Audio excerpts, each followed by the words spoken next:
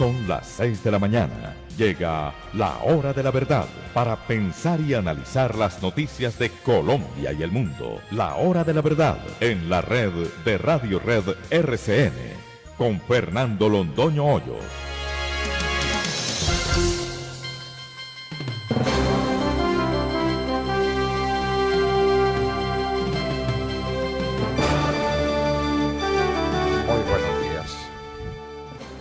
Son las 6 de la mañana de este martes 13 de agosto de 2019. Esta es la hora de la verdad.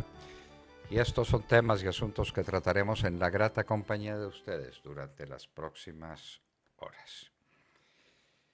De alguna manera ofrecemos disculpas a nuestros oyentes porque la causa por la cual me demandó el Ministerio de Justicia el doctor Gil Botero, ya veremos por qué, no fue por la famosa señora a la que habían trasladado de cargo en el ministerio sin que yo supiera y sin que fuera asunto de mi interés ni de mi incumbencia como ministro.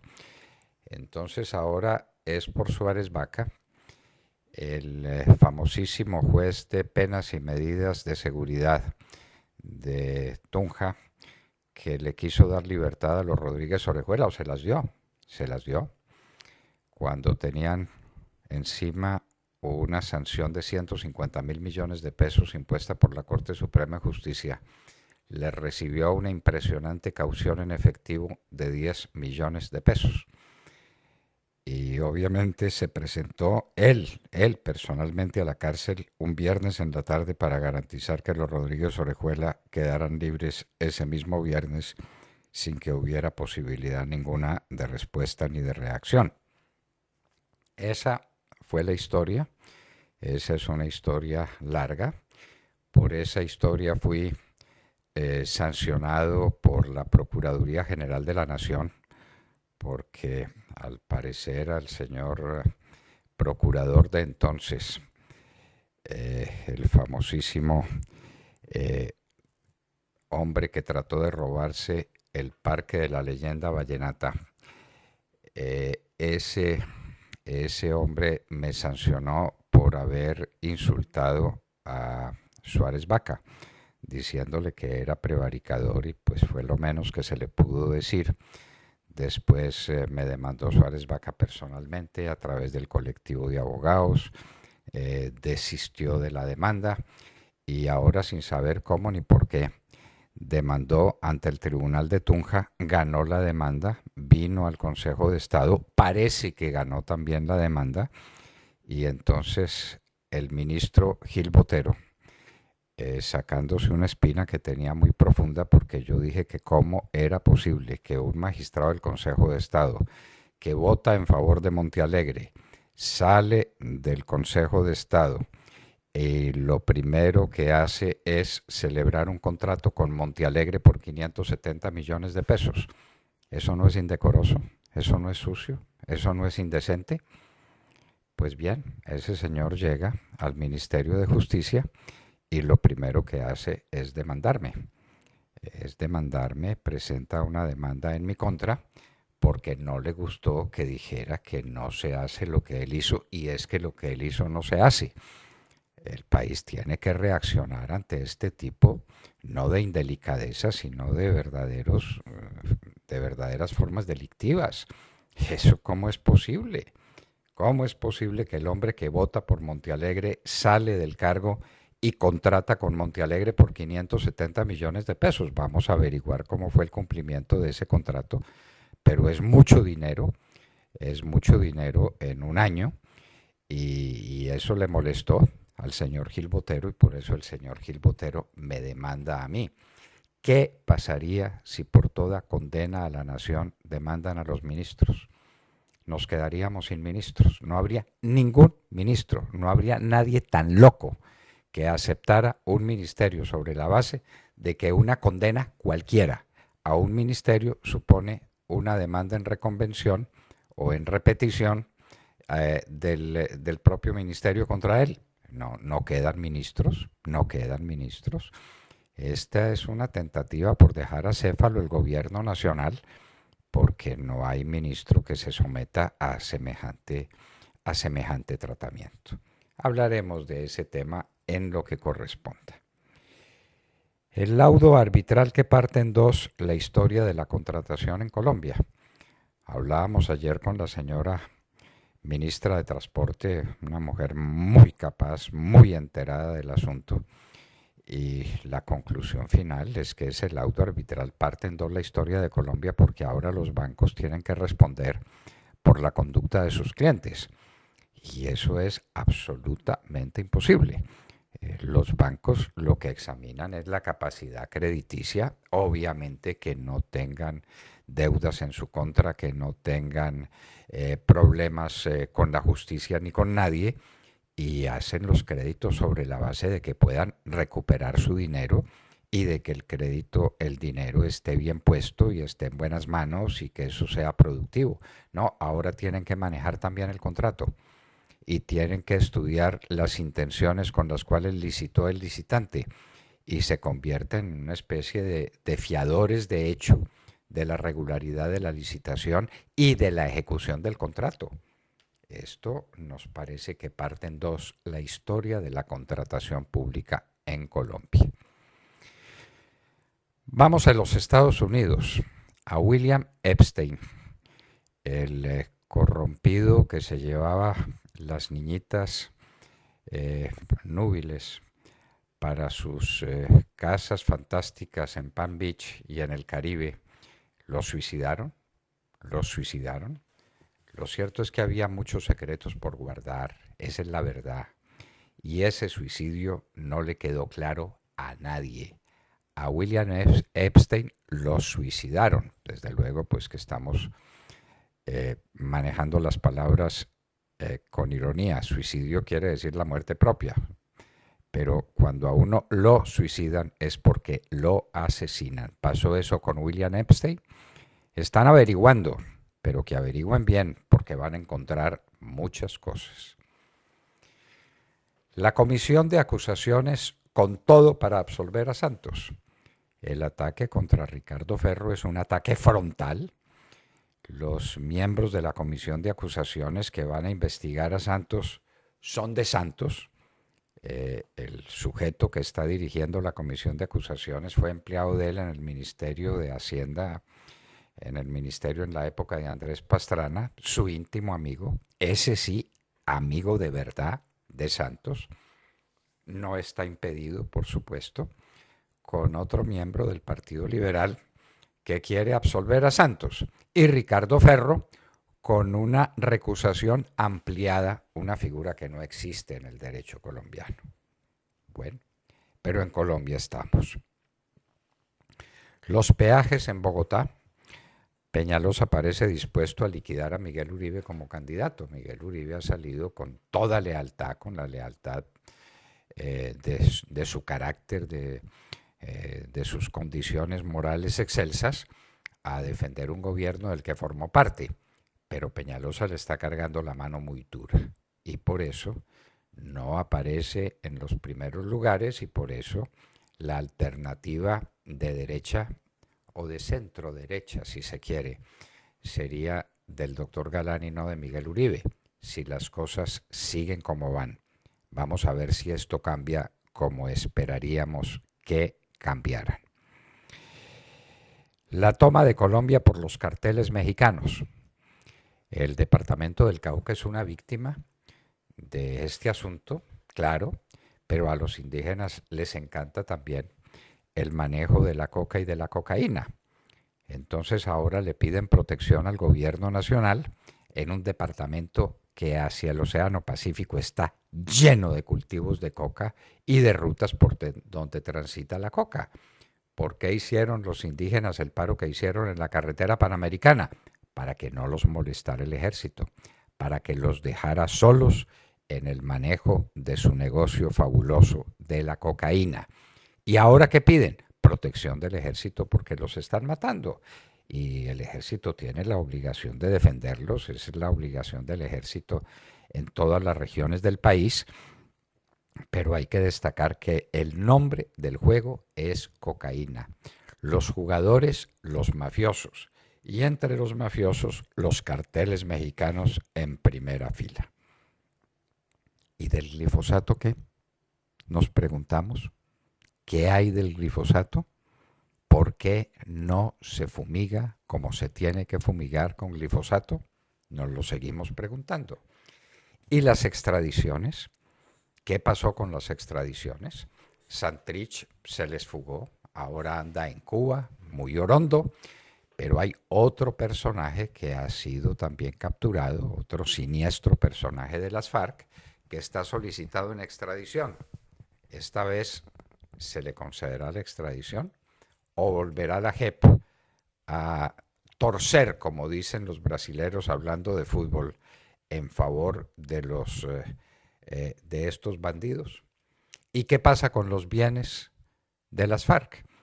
El fiscal general Néstor Humberto Martínez habló de las tierras que tienen las FARC y eran el mayor terrateniente de América, apenas comparable con el King Ranch de los Estados Unidos. El mayor terrateniente de América. ¿Dónde están esas tierras? ¿Qué pasó con los juicios de extinción de dominio? El juicio de extinción de dominio no es cuando llega la policía con fusiles y con cascos especiales. No, es cuando se dicta la sentencia que hace transferencia de los bienes al Estado colombiano. Esa sí es la extinción de dominio en la que hay que creer, de la que es especialista la doctora Sara Magnolia Salazar, a quien este gobierno no volteó a mirar. Corea del Norte lanza 35 ciberataques en 17 países, dice la ONU. Era lo que faltaba. Terminaron las conversaciones de los Estados Unidos con el Talibán. Parece que fue un rotundo fracaso. No se sabe en qué concluyeron esas conversaciones. Estamos seguros de que si hubieran tenido final feliz, ya lo sabríamos. El gobierno de Afganistán protestó porque los Estados Unidos hicieron directamente las conversaciones con el Talibán sin contar con el gobierno. Sigue bloqueado el aeropuerto de Hong Kong. Los hongkoneses están indignados, están furibundos. La China los ha amenazado en todos los tonos. Nos tememos que eso no termine bien, pero por ahora sigue bloqueado Hong Kong. Los manifestantes se tomaron el aeropuerto y no llegan ni salen aviones de Hong Kong. La India dice que pronto cesará el bloqueo a Cachemira. Cachemira es la zona limítrofe y conflictiva entre la India y Pakistán. De dominio étnico preponderante de los musulmanes, es decir, sería de Pakistán. Territorialmente la India le dice que le pertenece, motivo de disputa entre dos potencias, ambas con energía nuclear. Washington continúa escalada de medidas contra migración. Cristina Londoño nos hablará del tema. Kim Jong-un presencia ensayo de nuevas armas no verificadas. No se sabe cuáles serán, pero salieron las noticias de que están estrenando nuevas armas. Lo que no han estrenado en Corea del Norte es comida para una población empobrecida y con hambre. Un buque de Médicos Sin Fronteras rescata 81 náufragos de aguas de Libia. Esto es todos los días. ¿Cuántos se mueren en el fondo del océano? ¿Cuántos logran llegar a tierras europeas? El problema de la migración que ya hemos analizado tantas veces es el de la miseria y la seguridad. AMLO, Andrés Manuel López Obrador, anuncia que no otorgará licencias nuevas de minería, ni cancelará las existentes. En elecciones en América Latina confirmado Yamatei, presidente de Guatemala, y en primera vuelta el peronismo amenaza con regresar al poder. Macri muy débil, la economía argentina sufrió un golpe terrible con la noticia de que había ganado el peronismo otra vez.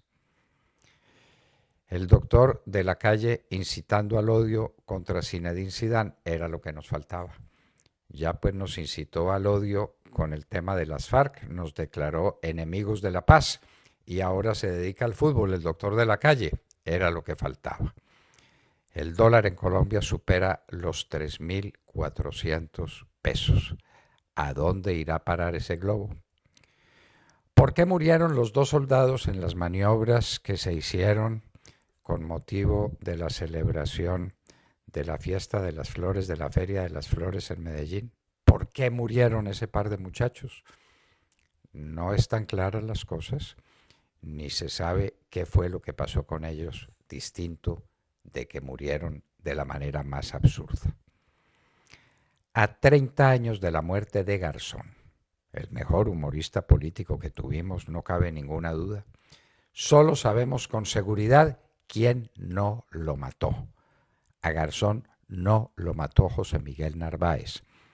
La sentencia a 30 años de prisión contra Narváez es una infamia monumental, todo basado en el dicho de un bandido, de Ernesto Báez, que dijo que José Miguel Narváez había incitado a Carlos Castaño y lo había determinado para que matara a Garzón, como si Castaño necesitara quien lo determinara y como si es válida una declaración de ese estilo sin contrainterrogatorio, sin averiguar por qué tiene interés Báez en que se condene a José Miguel Narváez en una injusticia brutal, otra vez de la justicia colombiana.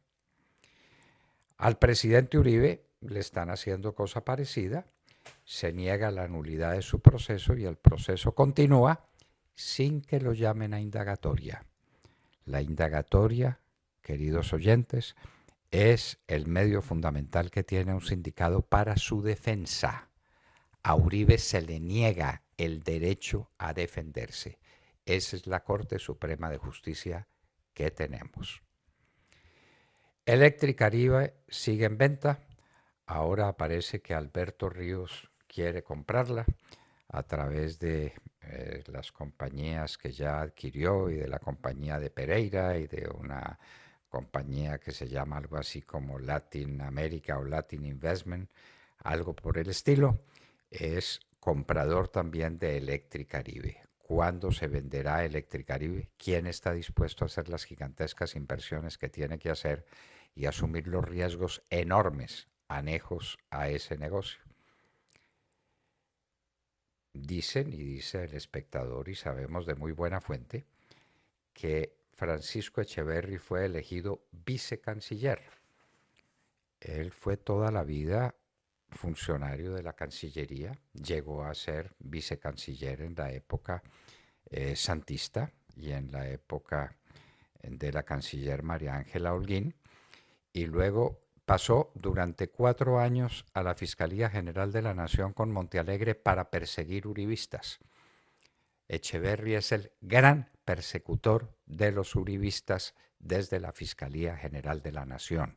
Andrés Felipe Arias terminó en una cárcel en los Estados Unidos por cuenta de este señor. A Luis Carlos,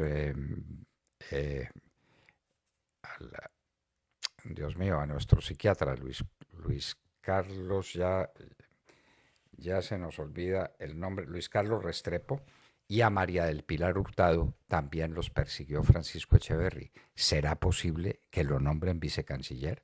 ¿Será posible que el gobierno que elegimos para enfrentar a Santos nombre al santista y al hombre de Montealegre número 1 en la persecución contra el uribismo?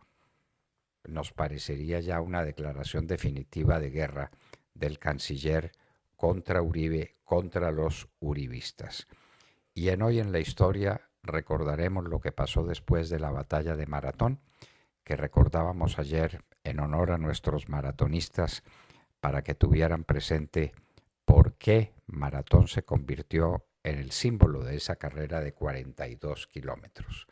Lo que pasó después con Darío, con Jerjes, los persas a las puertas de Europa a través de Grecia. De todo esto y de mucho más hablaremos con ustedes en las próximas horas en la Hora de la Verdad. Y los invitamos a seguirnos a través de la señal de audio en alta calidad en TuneIn, en donde nos encuentran como La Hora de la Verdad. Asimismo, los invitamos a sintonizarnos en los diales 710 AM en Medellín, 1200 AM en Cali y 970 AM en Bogotá. Y recuerden que estamos presentes en nuestra cuenta de Twitter, @Hora de la Verdad. A través de esta cuenta pueden seguir el minuto a minuto de nuestras emisiones. Los invitamos también a seguir nuestra transmisión a través de Facebook Live, con nuestra señal en vivo y todo el contenido de nuestras emisiones que está disponible en nuestro canal en YouTube. Tenemos también nueva cuenta en Instagram. Ahí estamos compartiendo historias, videos, imágenes y todos los acontecimientos del país. Síganos en @La Hora de la Verdad oficial. No olviden, por supuesto, visitar nuestra página de internet www.lahoradelaverdad.com.co, en donde pueden sintonizarnos y compartir sus opiniones a través del chat. En Colombia son las 6 de la mañana, 21 minutos. Comenzamos ya. Bienvenidos. En la red de Radio Red RCN, La Hora de la Verdad, con Fernando Londoño Hoyos y su equipo periodístico. Abrimos la mañana con los ojos puestos de nuevo en el Cauca, departamento del que ayer le contábamos a nuestros oyentes, pues del saldo de heridos y muertos que dejaban los hechos de orden público el pasado fin de semana, cuando se cometieron dos ataques contra dos caravanas en donde se movilizaban miembros de las guardias indígenas de ese departamento. Dos hechos absolutamente lamentables, a los que se suma una nueva tragedia en la que se sume el departamento. Ayer, en horas de la tarde, fue encontrado sin vida Orlando Gómez. Él era el rector de un colegio de la institución educativa agroempresarial, eso en zona rural de Caloto. Pues el profesor Gómez salió del colegio luego de la jornada escolar, y allí lo estaban esperando a la entrada del colegio dos sujetos que se lo llevaron secuestrado, pues sin rumbo conocido. Horas más tarde apareció asesinado este rector. Orlando Gómez tenía un disparo de bala en su cabeza y bueno, digamos que es un hecho absolutamente repudiable, que se suma a todos los hechos de orden público de los que hemos venido hablando en estos días. Claro, ahora lo que se hace es un llamado a que se hagan consejos de seguridad. Las autoridades están investigando tras la pista de los criminales que cometieron este asesinato, pero lo cierto, doctor Londoño y queridos oyentes, es que detrás de todo este problema, de esta tragedia que se está viviendo en el Cauca, está el terrible problema del narcotráfico. Recuerden ustedes cómo ayer contábamos que la ONIC, la Organización Nacional de Indígenas de Colombia, pues está señalando que es el cartel mexicano de Sinaloa el que estaría detrás de muchos de los hechos de orden público en la región. Obviamente al cartel de Sinaloa se suman todas las bandas delincuenciales que se encuentran presentes en ese departamento traficando con estupefacientes, entre ellas, por supuesto, el ELN, las FARC y bueno, tantas otras bandas que se han desprendido de aquellas. Así que el problema de fondo sigue siendo el narcotráfico, pero se siguen produciendo hechos de orden público de interés nacional y de rechazo. Debemos unirnos en una sola voz para rechazar homicidios como este, el que se produjo contra el rector de un colegio en el departamento del Cauca. El narcotráfico detrás de todo esto, y bueno, seguimos esperando que se reanude la fumigación aérea en todo el país, a ver si en algo ayuda a combatir precisamente esta tragedia por la que atraviesan departamentos como el del Cauca. Pero del glifosato, nada. De la extradición, nada. De la extinción de dominio de los bienes de las FARC, nada. Resultado, violencia. La violencia narcotraficante que azota al Cauca y a muchas otras regiones del país, ¿no? Estamos hablando del Cauca, nos duele particularmente el Cauca, pero nos duele también el norte de Antioquia, nos duele también el Catatumbo, nos duele también Arauca, nos duele también el Caquetá, nos duele también tantas regiones, Tumaco, que es el más grande productor de cocaína del mundo, superior solamente Tumaco a lo que produce Bolivia y Perú. ¡Qué horror! Tatiana Guerrero. Buenos días, doctor Fernando, compañeros y a toda nuestra querida audiencia. Luego de que el candidato de izquierda y del peronismo Alberto Fernández ganara las elecciones primarias que se desarrollaron el pasado fin de semana en Argentina, los mercados financieros reaccionaron con pánico ante el hecho de que él llegue a ser el presidente de esa nación. El peso pierde más del 30% de su valor, la bolsa de Buenos Aires se desplomó, pues las acciones argentinas se hunden en Wall Street. Varios medios datan que una hora después de la apertura del mercado cambiario para comprar $1 hacían falta más de 60 pesos argentinos, frente a los menos del 45 que faltaban el viernes. Cerca de un 30% más. El Banco Central argentino subió la tasa de interés al 74% y vendió $100 millones en reservas con el objetivo de frenar la devaluación de su moneda. Pero esta estrategia tuvo un éxito parcial, pues la divisa estadounidense terminó el día con 55 pesos por unidad. A la bolsa no le fue mejor. En Buenos Aires, el principal índice del mercado de valores de ese país, el Merval, cerró con un retroceso del 37%, una de las peores caídas diarias en la historia. El presidente de Argentina, Mauricio Macri, se refirió sobre todo este tema y dijo lo siguiente. De la euforia que había en el mundo económico local, internacional, el viernes, a partir de encuestas que estaban equivocadas, que decían que íbamos a tener un buen resultado, el día lunes, ante el resultado adverso al gobierno y favorable al kirchnerismo, lamentablemente hoy hemos tenido un día muy malo, hoy estamos más pobres que antes de las PASO, pero también todos tenemos que entender que el problema mayor que tenemos hoy los argentinos es que la alternativa al gobierno, la alternativa kirchnerista, no tiene credibilidad en el mundo. Así es, doctor Fernando, y es que, queridos oyentes, la gente no tiene confianza en que el nuevo presidente sea Alberto Fernández, quien tiene como fórmula vicepresidencial a la expresidenta de ese país, Cristina Fernández de Kirchner. Cabe recordar que esta señora está siendo investigada por varios casos de corrupción. Antes de las elecciones, la economía de Argentina iba en positivo. Luego de las elecciones y ante que la izquierda gane en ese país, la economía de ese país se desplomó. Macri, por su parte, sigue con un entusiasmo, la verdad, muy bajo y dice que podrá resolver toda esta situación hasta el mes de octubre. Esperemos a ver qué pasa con toda la economía de Argentina y esperemos saber si este país otra vez es gobernado por la izquierda. Por la izquierda o por el peronismo, que uno no sabe qué es el peronismo. Nadie ha podido definir nunca el peronismo. Algunos decían que era un movimiento de derecha, amigo no tan abiertamente declarado, pero Perón tenía sus relaciones con Franco, desde luego que las tuvo, pero también con Mussolini, con Hitler en la Segunda Guerra Mundial. El peronismo es evidentemente populista, eso sí no cabe ninguna duda, y el peronismo destruyó económicamente la Argentina, que era uno de los países más ricos del mundo. Esa fue obra del peronismo. Y la Argentina no se cura del peronismo.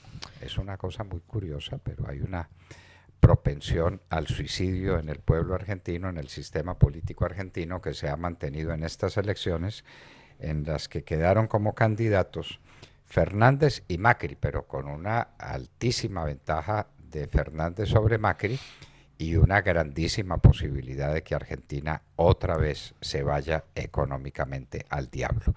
Uno de los países más ricos del mundo, con tierras enormes, las mejores tierras del mundo, la pampa húmeda argentina para la siembra de cualquier cosa, tiene recursos energéticos gigantescos, tiene una gente maravillosa, cada argentino por separado es un ser humano extraordinario, excepcional, pero no tienen talento político, es lo que estamos viendo, y eso... de eso nos tenemos que doler. Sí. De Mar Córdoba. Doctor Fernando, compañeros de la mesa, oyentes de la Hora de la Verdad, muy buenos días. Este proceso del que me ocuparé hoy en la noticia es otro digno de la novela de Kafka. El presidente Uribe, quien denunció que ciertos sectores de la extrema izquierda estaban presionando a exparamilitares para dar testimonio en su contra, terminó luego de un largo proceso como único investigado por los mismos hechos en contra de sus enemigos políticos, que no lo sueltan un solo día. Debemos recordar que en ese proceso absurdo por parte de la Corte Suprema de Justicia, donde estuvo el magistrado José Luis Barceló, a finales de 2018 la Corte aceptó que había interceptado, según los magistrados, sin querer, la línea del senador Álvaro Uribe en el marco de una investigación en contra del congresista Nilton Córdoba, investigado por el cartel de la toga, donde están involucrados obviamente varios de esos exmagistrados. Sin embargo, los magistrados aseguraron que dichas pruebas podían ser usadas en el caso del expresidente Uribe en temas de 2002 y 2010, ya que contaban con toda la legalidad. Así lo explicó en su momento el magistrado Barceló, quien salió ante los medios de comunicación a explicar algo que francamente resulta inexplicable a la luz del derecho. Sin una orden judicial, sin ser parte del proceso contra Nilton Córdoba, chuzaron al expresidente Álvaro Uribe Vélez y posteriormente usaron esas interceptaciones para seguir en un proceso en su contra. Así lo explicaba el magistrado Barceló. No es ilegal por la sencilla razón de que en principio se ordenó y así se dispuso interceptar la línea telefónica de Nilton Córdoba y se cumplieron con todos los protocolos que la ley y los reglamentos establecen para ese efecto, y de eso hay constancia en este expediente. Ahora bien, que no haya resultado el teléfono que nos ocupa del representante Nilton, sino del senador Uribe, no es un problema imprevisto, es un asunto imprevisto. Que las escuchas y los resultados de las conversaciones puedan interesar o tengan incidencia en el derecho penal, no pueden descartarse, porque la interceptación es legal, está cumpliendo todos los protocolos que la ley establece. En consecuencia, sus resultados no pueden ser ilegales. Pues llama la atención que pretendan darle un viso de legalidad a una interceptación que no fue autorizada y que no estaba en medio de ese proceso. Pero bueno, la noticia que tenemos que compartir con nuestros oyentes de la Hora de la Verdad es que esa Corte Suprema de Justicia negó las peticiones de nulidad hechas por la defensa del expresidente Álvaro Uribe. Asimismo, también ratificó el llamado a indagatoria, aunque no fijó fecha para esa diligencia. El alto tribunal, de donde nació el escándalo más grande de la historia en la justicia, conocido como el cartel de la toga, no solamente desestimó la acción de nulidad presentada por la defensa del expresidente, sino que rechazó la solicitud de excluir varias pruebas del proceso que se adelanta también contra el barón Namprada, representante de la Cámara por el Centro Democrático, vinculado también al caso, que a consideración de los abogados también se trata de pruebas que serían ilegales. Con esta decisión sigue en firme el proceso en contra del presidente Álvaro Uribe y ratifica su llamado a la indagatoria. Ahora la Corte tendrá que definir la fecha en la que el expresidente tendrá que comparecer ante estos magistrados. Ya ha pasado poco más de un año desde que la Corte Suprema de Justicia anunció que lo llamaría a indagatoria a la cabeza del partido de gobierno, del Centro Democrático, y quien ha sido un hombre fundamental en la lucha en contra de la misma izquierda en Colombia. Lo digo desde el punto de vista político, claramente. Es sencillamente aterrador cómo en vísperas de elecciones se revive el caso por arte de magia. Hay que tener presente que el año pasado, la víspera de elecciones al Congreso de la República, también se produjo ruido. En diciembre pasado también se produjo ruido. Se habló inclusive de la posibilidad de poner preso al expresidente Álvaro Uribe Vélez para afectar su imagen. Hoy, cuando estamos a un par de meses de las elecciones regionales, volvemos con el mismo tema y volvemos con el tema de la indagatoria y de la diligencia contra el presidente Álvaro Uribe Vélez. Que alguien nos explique cómo funciona esto y por qué la Corte está ensañada en perseguir al expresidente Uribe, que arrancó un proceso porque presionaban a testigos para que hablaran en contra de él y terminó él como el único procesado en medio de este tema que resulta bastante kafkiano. ¿Cuántos teléfonos hay en Colombia? Oh, hombre. ¿Cuántos? 80 millones de líneas telefónicas, celulares, sí, una cosa por el estilo.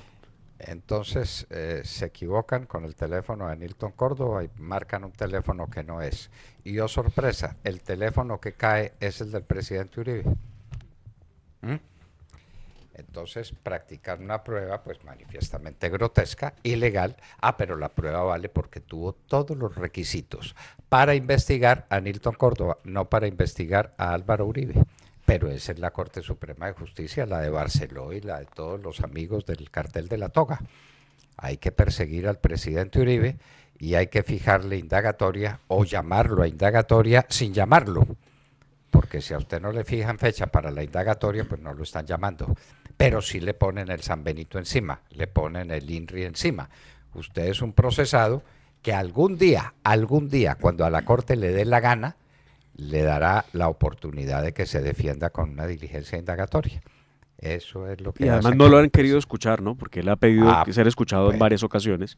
Bueno, por y eso, tampoco. pues, porque no les interesa. No de les 60 interesa. millones de líneas celular que hay en Colombia. 60 millones. Sí, dato Cayeron. oficial de Celumóvil. Cayó en el presidente sí, Uribe tiene una que suerte correr. impresionante, ¿no? Si juega la Tiene que lotería se la comprar. gana.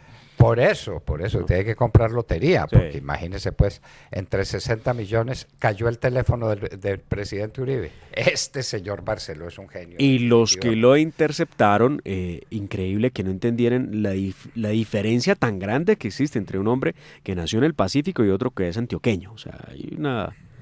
Bueno. Además, uno que fue presidente de la República durante 8 años. No, O sea, es que no se equivocaron de personas, se equivocaron de teléfono. Y entonces salió un teléfono y entre 60 millones apareció el de Álvaro Uribe.